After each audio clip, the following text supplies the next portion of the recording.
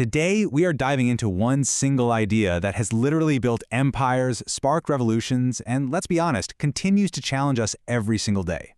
We're talking about the search for the common good. It's one of the biggest, most enduring questions humanity has ever asked itself, and it has shaped the very world we all live in. So let's just start with the big one, the fundamental question behind it all.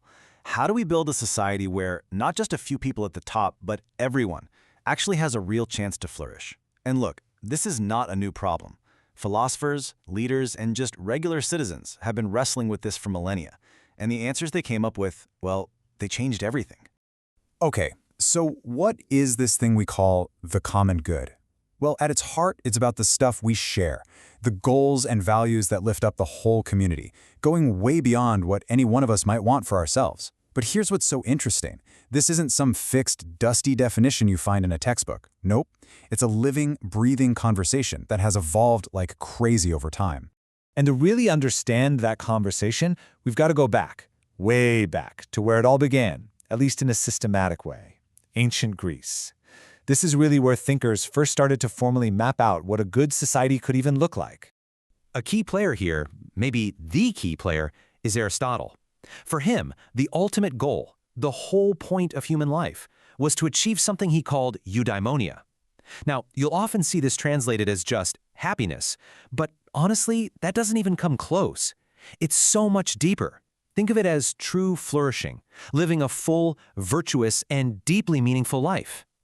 And here's the kicker for Aristotle. You can't achieve that flourishing, that eudaimonia, all on your own in a vacuum. It's impossible. As this quote just brilliantly shows, he argued that your individual well-being is completely tangled up with the health of your community, what he called the polis. A well-run society is what creates the conditions for you to become your best self. Now, Aristotle's teacher, Plato, had let's just say a slightly different take. You can see the contrast right here. Plato pictured this very structured, top-down state where everyone had a specific role to play, almost like perfect cogs in a perfect machine. Aristotle, on the other hand, saw the state's main job as enabling its citizens to flourish by actively participating. And this difference, it had a huge impact. Plato's vision influenced centuries of utopian and sometimes authoritarian thinking, while Aristotle's focus on participation became a cornerstone for democratic ideals. Okay, let's jump forward in time, because the sources of authority start to change dramatically. The ideas of the Greeks get reinterpreted through the lens of religion, powerful monarchies, and then, eventually, a totally revolutionary new concept, the social contract. So, in medieval Europe, thinkers like Thomas Aquinas took Aristotle's playbook and basically merged it with Christian theology. The common good on earth was now about creating a virtuous society that prepared people for their eternal destiny.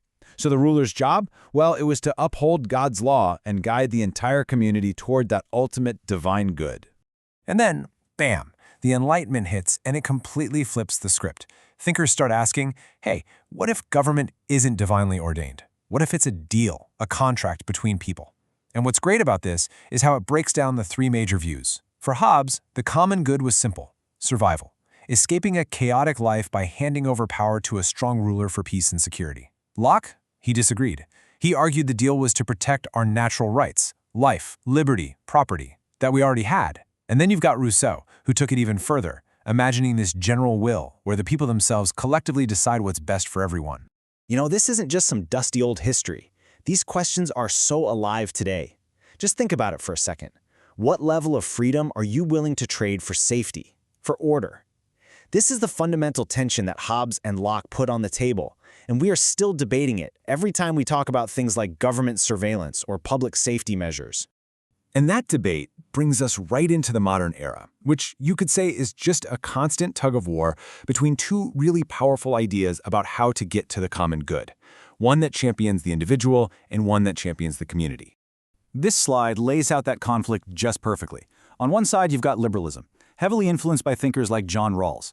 The idea here is that the common good is all about creating a fair system, a neutral referee that protects everyone's rights to go chase their own version of a good life. But on the other side, you've got communitarianism, which argues, whoa, hold on, we're shaped by our communities. It says the common good has to include shared values and collective responsibility. I mean, think about the debates over vaccine mandates. It's a perfect clash between that liberal focus on individual choice and the communitarian focus on our duty to protect the health of the entire community. But today, that whole tug of war between the individual and the community, it's happening on a scale the ancient philosophers could never, ever have imagined. The challenges we face now, they don't stop at national borders, and that's forcing us to think about the common good on a planetary scale. I mean, this slide shows the new reality, right? Problems like climate change, pandemics, the ethics of AI, you can't solve these things with one country alone. It's impossible. They force us to ask all those old questions in a brand new context. How do we apply Rousseau's general will to climate change when the people is all of humanity? And what would Aristotle say about a flourishing life when AI could automate a lot of what we consider our purpose? These aren't abstract problems. They demand a new vision of a common good for all of us. So the bottom line is this. How do we build some shared sense of purpose and tackle these massive global crises when we live in a world with thousands of different cultures and deeply, deeply held values? Finding that common ground, without just erasing all our differences, is, well, it's maybe the great challenge of the 21st century. You know, this whole journey from Aristotle's little polis all the way to our interconnected planet shows that the search for the common good isn't a problem with a final answer.